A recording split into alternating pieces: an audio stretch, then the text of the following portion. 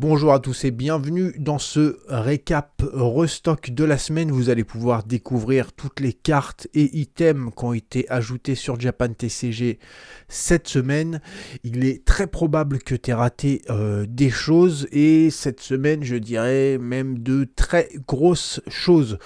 On va commencer gentiment par les protections. J'en avais déjà parlé. Voilà, tu as les protections de taille L pour les boosters de 15 cartes. Alors, pour ce qui est du TCG Pokémon en japonais, je recommande cette taille-là, le L, pour les boosters à partir de 10 cartes. Voilà, donc 10, des fois tu as des packs avec également 12 cartes, celui-ci fait l'affaire, et celui-ci est prévu normalement pour des boosters de 5 cartes, 5 et 6 cartes, ça va très bien. Voilà, désormais ces protections sont disponibles, et je précise que bien sûr dans un pack tu as 2 protections de booster à chaque fois dans chaque pack. Voilà. Allez, on va attaquer un peu plus du sérieux. Alors, je vais le présenter tout de suite parce que c'est ce qui prend le plus de place sur le bureau. On va s'organiser de cette manière. Voilà, on a un pack de classeurs Neo File. Donc, dans ces boîtes-là, il y en a 20.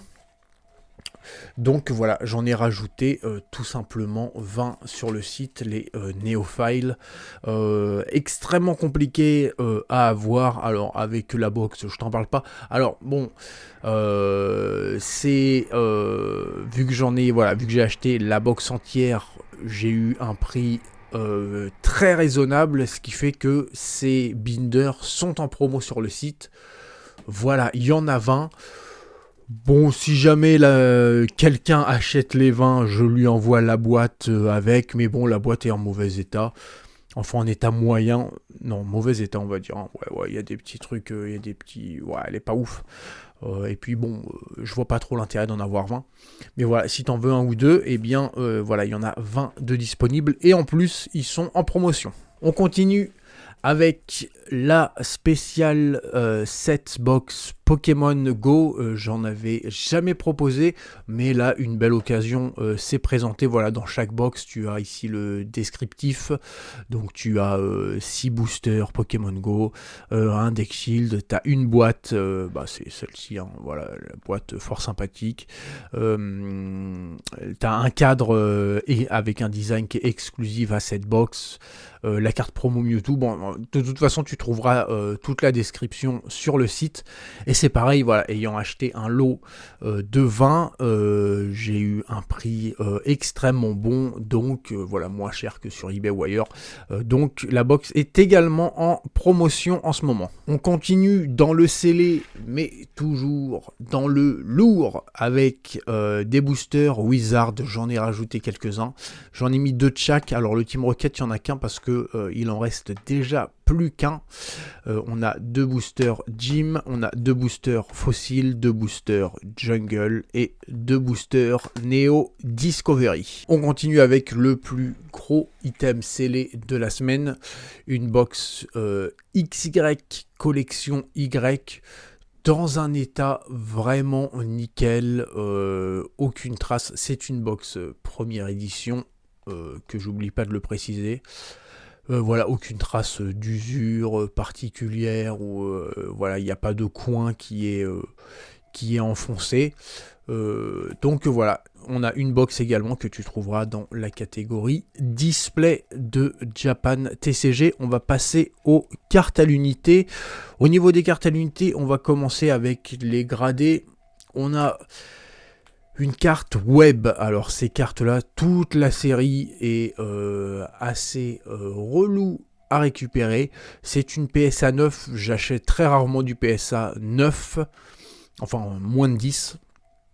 Mais bon, c'est une carte web. Hein. Donc voilà. En plus, c'est un Raichu. On n'est pas sûr. Hein. C'est pas un Pokémon classique. C'est un Pokémon qui est quand même apprécié.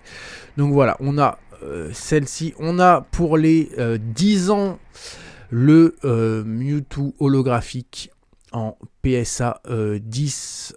Voilà. Tense Movie. Une carte promotionnelle On a le Dragon's Frontier Snorlax Ronflex, celui-ci en PSA 9. C'est pareil, bon, normalement je prends pas, mais je la trouve vraiment cool. Puis bon bah voilà, le prix était intéressant, et quand le prix est intéressant pour moi, il est intéressant pour vous. Et ensuite on a du V-Star Universe, on a 3 cartes PSA 10, le Mewtwo, le Dracofeu V-Star et le Original Dialga en Gold. Voilà pour ce qui est des cartes PSA.